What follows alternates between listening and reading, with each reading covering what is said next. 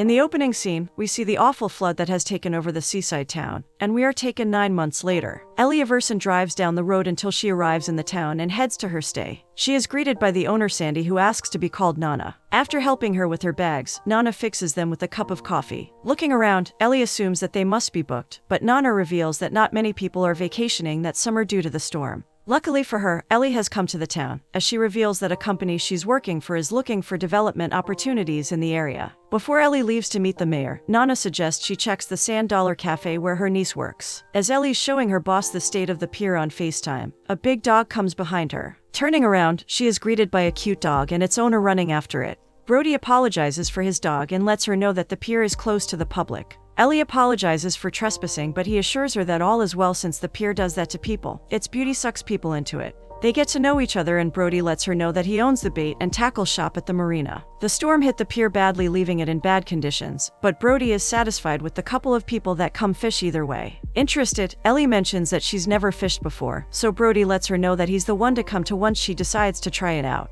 Exploring the town, she decides to visit the cafe Nana told her about, where she meets Pam and her husband Tate. They offer her a cup of clam chowder, but she only gets a cup of coffee since she's meeting the mayor. In walks Millie, Pam's daughter, who sits next to Ellie, and asks her whether she's the lady buying the town. Ellie assures her that she's not buying the town but rather a piece of it, so Millie lets her know that the pier was built by her great-great-grandfather in the 1920s. What's meaningful about the pier is that it is believed that one of the grandfathers had found a cove filled to the brim with sand dollars. Millie reveals that it is a story Uncle Brady had told her, and that is when Ellie realizes that she met Brody at the pier. As the time approaches for her to leave, Millie tries to pay for the coffee, but Pam lets her know that it's in the house. She finally meets the mayor, and as she's discussing the plans about demolishing the pier, Brody chimes in through the door. He lets her know that he's the owner of the shops, the pier, and the land that comes with it. Back at the inn, Nana sees Ellie sitting in the lounge, so she decides to join her. Ellie lets her know that she has met Brody and that he's a great guy, but his stubbornness is an issue for her. However, Nana assures her that she'll never meet a man like Brody again, and advises her not to let his rough exterior get to her. She continues the conversation about the pier and how Brady is attached to it. It is a very special place for everyone in town. For Nana, it is the place where she shared her first kiss with Brody's grandfather. Learning that the pier holds so much value makes Ellie feel bad about tearing it down. To ease her mind, she decides to jog around the pier when she gets a call from her boss. Her boss lets her know that someone else is trying to buy the pier, so it means that she'll have to hurry up and buy the land. However, Ellie lets her know that Brody doesn't want to sell it because it has a lot of value. Not wanting a no for an answer, her boss asks her to make it happen before hanging up the call. After running for a while, she decides to stop by the cafe where she sees Brody once again. Walking in, she notices Brody and Pam are rather upset. Pam explains that their parents host the big summer jamboree party every year that raises money for the local high school, and this year would be the 20th anniversary. However, due to the storm, they are going to have to cancel it. They don't have the finances to repair everything. Brody leaves because he has some errands to run, but before he does, he tells Ellie to meet him at his shop later to talk business. As Brody leaves, Millie can't help but notice Ellie staring at him, so she asks Ellie what she's staring for. Ellie lets her know that she's in a bit of a pickle with her uncle because she wants to build a resort hotel on the pier. Brody goes to his grandma's house to fix her problem, only to see that she lured him into the house to talk about Ellie. Nana thinks that he should show Ellie around, but Brody begs her to stop trying to set him up with her house guests. Not seeing a problem in it, Nana reminds him that she had set up his parents, but he lets her know that it's not a good time for him. Later in the afternoon, Ellie meets up with Brody and he wastes no time teaching her how to fish. Brody puts the equipment down and lets her know that they need to bait the hook with lures. Despite thinking that the lure is bizarre, Ellie manages to get it on with ease, impressing Brody. Throwing the net, she asks Brody what to do next and he tells her that they have to wait. Sitting down, she asks him to reach into her bag to pull out the envelope. In the envelope, there's an offer that Ellie thinks he could never get again.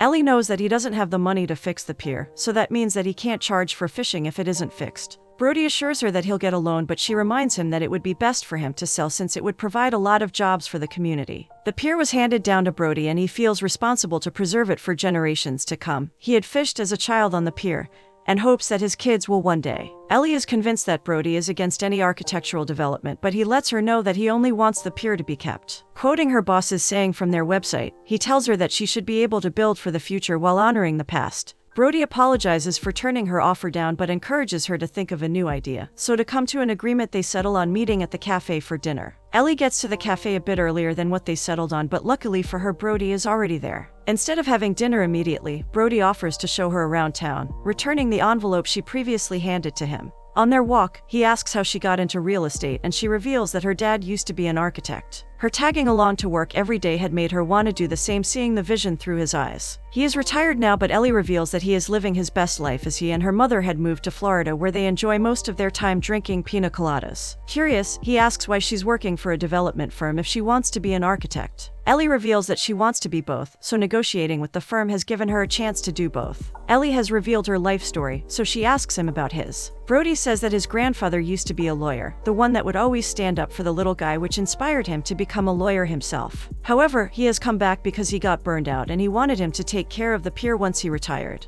He only planned to stay for a couple of months, but that turned into more, so he is now a happy owner as his parents are on vacation in the Bahamas. However, he doesn't feel like they are on vacation since his mother calls him every day to check on him and Millie. He compares Millie to his Nana, saying that they're similar, and Ellie lets him know that she knows everything about his ancestors because of her. They finally get to dinner and Ellie is surprised to see the romantic side of it. As Brody's pouring her a glass of wine, he notices that Ellie wants to bring up the envelope, so he brings it up himself. The only way for him to accept the offer is if it's promised for the pier not to be torn down. Her boss doesn't think that keeping the pier is a good idea, but it seems that Ellie doesn't think the same. Their conversation is interrupted by the waiter bringing out the lobster rolls, so Brody takes the chance to propose a deal. He lets her know that he'll give her the pier if she doesn't like the roll, since he's confident that she will. As expected, Ellie loves the roll, so he gets to keep the pier. The next morning, as Ellie's walking out of the inn, she is greeted by Brody. He offers to show her around if she asks nicely, and that is exactly what she does. He takes her to the old pier where, unfortunately, everything had been destroyed by the storm.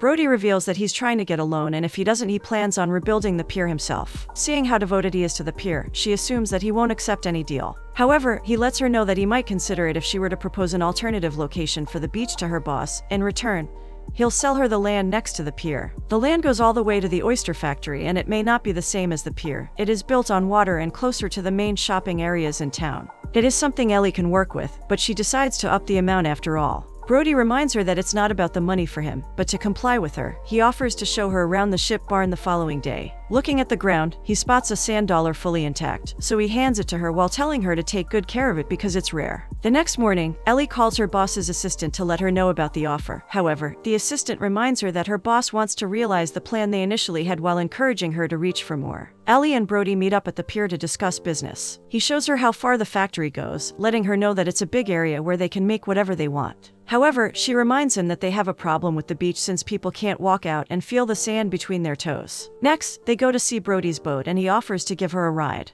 After looking around, Ellie lets him know that his boat's beautiful. She admits that she's never sailed, so he promises to give her the ride of a lifetime. As he puts the engine to warm up, he asks her where she's from originally. Ellie reveals that she was born and raised in Hartford, but she has moved to Stanford, where she loves it as both the people and the neighborhood are good. Stopping herself from revealing anything more, she asks Brody why he's asking her personal questions in the middle of a business discussion. He asks her to relax and enjoy the view around her, but she assumes that he says that to many girls. Unfortunately, he reveals that he hasn't been on many dates lately. He asks her the same thing and she lets him know that she doesn't have a boyfriend because she's too picky. Wanting to help her out, he advises her not to wait for Mrs. Perfect, as perfect is the enemy of good. Brody sees that the engine has heated up, so he lets Ellie know that they'll be going. Ellie goes to sit down, but she accidentally trips and falls onto Brody. Tension can be felt in the air as they stare into each other's eyes, not letting go. They finally start the movie and enjoy the fine breeze of the wind as they sail through the water. They come to a shore and Ellie sets up a picnic for them as she opens 2 bottles of beer. Sitting down, she asks him whether he's ever considered opening his practice in town, and he says he has, but his grandfather's shoes are big ones to fill. He's worried about not living up to his legacy, but Ellie assures him that he has because the town seems to love him. Returning to the inn, Ellie calls her boss to propose a great deal. She suggests they help fund the annual party by sponsoring it. That way they would get good recognition by the media. After finishing the call, Ellie is greeted by Nana as she comes into the lobby. Ellie lets her know that Brody had taken her on his boat, and Nana couldn't be happier as she explains that Brody doesn't let anyone on his boat. Ellie keeps the good news coming as she lets Nana know that she'll be helping with the funding for the annual party. Brody and Pam sit on his boat trying to figure out how to get the money for the party and how to show people that it has been a 20-year celebration, when Brady pulls out some old pictures of him and his grandpa. Pam worries about the advertising of the party, but Booty lets her know that he has a friend that does board advertising and could ask him for a favor. She asks him about the offer and he reveals that his parents had told him to do what he thinks it's right. Pam gets the impression that he's holding off his offer so that Ellie stays longer, and he tries to deny it at first but later admits that he does like her. He doesn't have much faith because she's from another town, but Pam assures him that Stamford's not that far away. Ellie goes the next morning to the cafe to talk business with Brody, but he stops her as he reveals that it's the Sandcastle Competition day. Molly shows her some of the designs she has prepared while asking her to join their team. Ellie thanks her for the offer but declines as she has some business to deal with. Brody doesn't take no for an answer though, as he reminds her that she's supposed to be building mutual trust and understanding in the community. Ellie understands that, and that is why she reveals that they're planning to sponsor the annual party. Shocked and confused, Brody thanks her as Millie jumps up and down. They manage to convince Ellie to join their team, so Ellie gets to planning immediately. They part ways for Millie and Brody to gather the equipment while Ellie heads back to the inn to sketch the plan. After talking to Nana, Ellie gathers all the things she needs before running to the beach. She meets Millie there and presents her with the plan. They have tough competition as Millie reveals that some of their opponents are already skilled in making sandcastles. The host begins the speech by reminding them that they have 2 hours to complete it, and soon after the competition begins. The battle is fierce as Millie, Ellie, and Brody fight for the castle to stay intact despite its odd shape. 2 hours in, the competition is over and the host is happy to reveal that Millie is the winner. Jumping in excitement, she heads to the main stage where she receives her award. To celebrate the success, Nana lets Ellie and Brody know that she'll be hosting a Clambake the following day. On their way back, Ellie thanks Brody for inviting her since she hasn't built a castle in a while. Getting to the porch, Brody lets her know that Millie would like her to be there every year for the competition, and Ellie assures him that she would love that. The next morning comes and we see all of them gather up to make the perfect clambake. Brody digs a hole in which they put the wood to make a fire. After lighting the fire, they throw the clams in and cover it to bake. The night falls and we see that the clams are finally finished as Brody pours them onto the table. Intrigued, he asks Ellie how many clams bakes she's been on, and he is shocked to hear that it's her first time. Turning around, Brody gets the attention on himself as he proposes a toast for Ellie's first clambake. Ellie chimes in, proposing a toast to Nana, so Nana toasts to new friends. Ellie's celebration is interrupted by her boss calling her phone. Answering the phone, she is shocked to hear that her boss has chosen a new location for the hotel. Being honest about the pier for the first time, Ellie let her know that she doesn't think that taking the pier down would be a good idea either. Instead, she proposes an alternative location. Interested, her boss asks her to explain, so Ellie tells her that she'll send her the link. The next morning, Brody can be seen checking the fundraiser on his boat when Nana brings him some leftovers. He knows that she hadn't come only for the leftovers, so she reveals that she had come to ask about him and Ellie. As they walk to the shop, she lets him know that she has come to ask about the deal, so he lets her know that they're insisting on tearing it down. Nana says that it might be a great thing as he shouldn't allow the past to rob him of the future. She even suggests he takes the money to open his practice since he has always wanted to help people. Knowing that his grandpa's important to him, she assures him that he's so proud of him, pier or no pier. The Jamboree is also being designed by Ellie as we see her showing some sketch ideas to Brady about it. In the sketch, she has put the stage in the middle of a parking lot with attractions around it. And everyone seems to love her plan as we see people working in the parking lot. Finishing for the day, Ellie and Pam walk together to their cars. As they're walking, Pam asks her what she thinks about the town and Ellie can't be more in love with it. However, she is upset about her boss not wanting to keep the pier and Brody's stubbornness, but Pam assures her that Brody will eventually give in. Interested, Ellie asks how Pam and Tate met, and Pam proceeds to tell her a funny story. As she was about to get on the bus, she realized that her bag was gone, so after looking for a while she had seen a guy walking with it, so she chased him for it. The guy she chased was Tate, and he is the reason she had missed her ride. Being new in town had given her the perfect opportunity to get to know him, and that's how they got together. Curious, Ellie asks whether she's ever thought about what would have been if she didn't miss her ride, and Pam admits that she has, but not in the sense that she's missed something. Returning to the cafe, they see Brody working while Ellie's asleep on the table. Pam goes to close the cafe while Ellie joins them, asking Brody what he's doing. He's sketching a booth he plans on sponsoring called Pay It Forward. People can sign up for things they need to be done as well as sign up to help people in need. Pam and Tate come out the back to pick up their daughter before leaving Brody and Ellie at the restaurant. Knowing that Nana isn't cooking Ellie any dinner, Brody suggests he makes her something. As he's stirring the sauce, he takes the time to thank her for shaking things up for him. Since coming back, he has forgotten his true purpose and she has helped him regain it back. He has inspired her as well, giving her new ideas and motivating her to be better, and she makes sure to thank him for it as well. The pasta dish is finished, so Brody hands her a plate. Trying the pasta, she is surprised as she claims that it's better than the lobster rolls. Curious, she asks where he had learned to cook, and Brody reveals that he had worked in the cafe while in high school.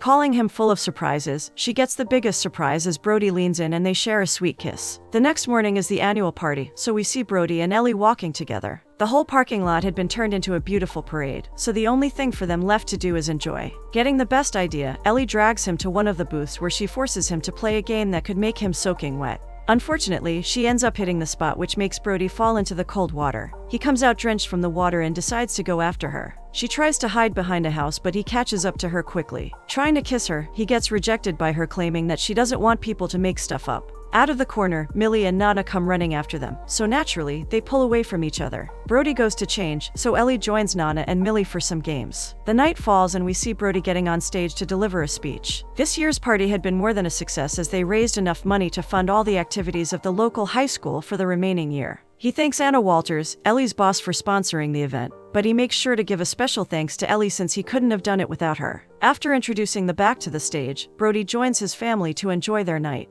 A couple of hours pass by and we can see Ellie sitting by herself when Brody asks her for a dance. Looking deep into each other's eyes, the tension can be felt as Ellie asks what he's thinking about. He lets her know that there's no place he'd rather be, and right as he's about to kiss her, Ellie's phone rings. Unfortunately, she doesn't receive great news, as her boss asks her to come back the following day to look over some new locations since Brody's not changing his mind. Devastated, she hangs up the call and lets Brody know. The couple of weeks she has spent with him has been really special, so she makes sure to let him know. Having a positive mindset, he assures her that they can make it work since she's not that far away. But all hope is lost as she lets him know that she's not sure she can visit if the project's location is somewhere far. Before she leaves, she lets him know that she likes him as she kisses him on the cheek. The next morning, Ellie says goodbye to Nana before visiting the beach for the last time. As she's enjoying the view, she spots a sand dollar that gives her a new idea. We see Brody walking into the cafe like nothing had happened. Pam asks him where Ellie is and he tells her that she has returned to Stamford. He reveals that he had finally caught feelings for someone, but looks can be deceiving. However, as he talks to Pam, he realizes that the pier represents where he comes from, but it's not where he wants to be. Changing his mind, he decides to call Ellie, but she doesn't answer as she walks into the office of her boss to present a new idea beneficial to both her and Brody. Despite being mad for going behind her back, her boss ends up approving the project as we see Ellie approaching Brody at the beach. She tries to tell him the good news, but he cuts her off, asking for her to listen to him. He has finally realized that life is about being with the right person and making memories with that person. He lets her know that he trusts her as he claims that it's finally time for him to move on. Finally, he lets her know that he likes her and that he hasn't felt like that in a while. Having the chance to finally talk, Ellie lets him know that he doesn't have to let go of the pier since they've decided to keep it intact as a centerpiece. Despite being based in Stamford, Ellie promises that he'll be seeing more of her and he is fine with that, claiming that he'll take any minute he can. They share a passionate kiss as their love's finally gotten a start.